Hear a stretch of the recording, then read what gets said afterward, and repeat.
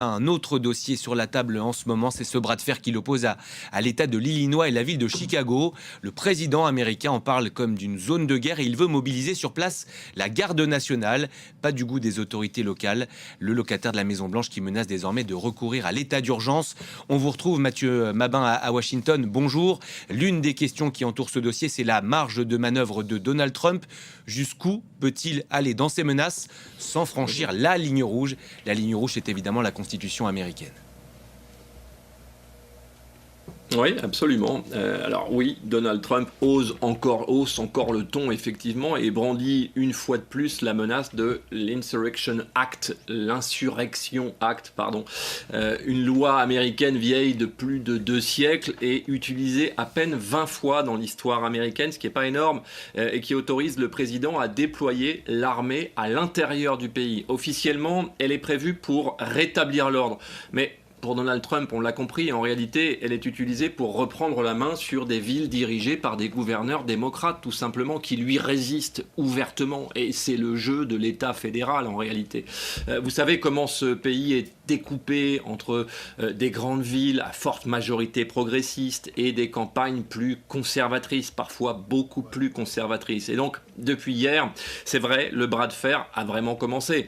L'État de l'Illinois, vous le disiez à l'instant, par exemple, a saisi la justice pour bloquer l'envoi de la garde nationale à Chicago, là où Donald Trump veut rejouer le scénario qu'il a déjà déroulé ici à Washington, et plusieurs gouverneurs, comme ceux de Californie ou encore de New York, annoncent qu'ils feront la même chose.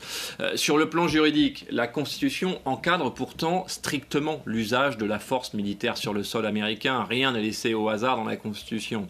Les tribunaux, jusqu'à maintenant, ont d'ailleurs freiné plusieurs déploiements fédéraux qui étaient pourtant fortement voulus par Donald Trump. Mais la Cour suprême, désormais, pourrait revoir ses limites, et c'est tout le sujet.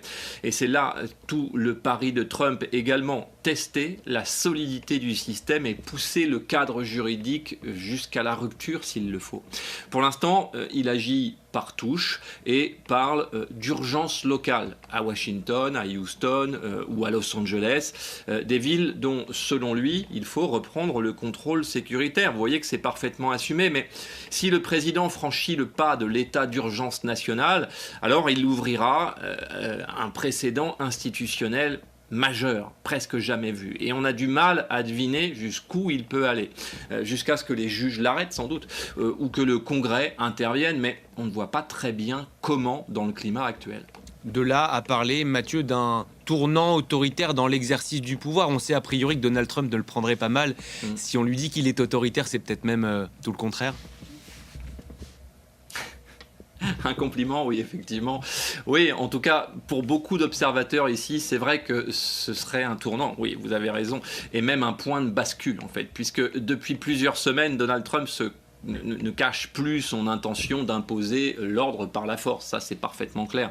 L'Insurrection Act que vous évoquiez, c'est l'arme ultime du pouvoir exécutif. Celle qu'on dégaine normalement face à une rébellion armée. Je ne prononcerai pas, enfin si, je vais le faire, mais il ne faut pas prononcer le mot de guerre civile, c'est pas de ça qu'on parle. Pas face à des désaccords politiques entre Washington et les États, ça n'a aucun sens. Même Joe Biden ne l'a pas utilisé pour réprimer les émeutes de Black Lives Matter en son temps. Dans la presse américaine, ce matin, le mot qui revenait, c'est rupture, effectivement, et c'est relativement unanime, hein, la presse conservatrice ou progressiste. Rupture avec la tradition républicaine d'un pouvoir exécutif et central limité. On parle de choses très sérieuses. Rupture aussi avec la séparation des pouvoirs aussi. Encore quelque chose d'absolument sacré ici, l'équilibre des pouvoirs. Mais clairement, les conseillers les plus proches du président, comme Stephen Miller ou Kash Patel, l'encouragent à aller jusqu'au bout et à aller encore plus loin. Tester le dispositif et la solidité de la Constitution, en quelque sorte. Et à chaque intervention, Trump répète qu'il fera régner la loi, quoi qu'il en coûte. Alors que, dans le fond, on sait que ce débat dépasse la seule question sécuritaire, évidemment. Ces initiatives n'étaient pas nécessaires à Washington, on peut en témoigner, et que l'urgence est globalement fabriquée. Voilà, dans le fond, cette nouvelle crise interroge la nature même du régime américain, en tout cas, elle le fragilise. Est-ce qu'on peut utiliser l'armée contre les citoyens sans franchir la ligne rouge de l'autoritarisme? Est-ce qu'on peut gouverner contre les États fédérés sans fracturer la République américaine? Les gouverneurs démocrates disent non, évidemment, et dénoncent même carrément une dérive autocratique. Ce sont les mots utilisés. Les républicains, eux, parlent d'un président fort, effectivement, même si les élus de terrain que sont les représentants de la Chambre des représentants montrent parfois, même chez les républicains, une vraie fébrilité.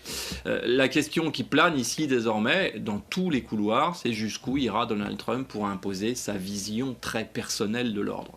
Merci beaucoup Mathieu pour toutes ces explications. Vous parliez de rupture, je peux vous dire que c'est un mot qu'on prononce souvent ici en France et notamment dans la bouche de Sébastien Lecornu.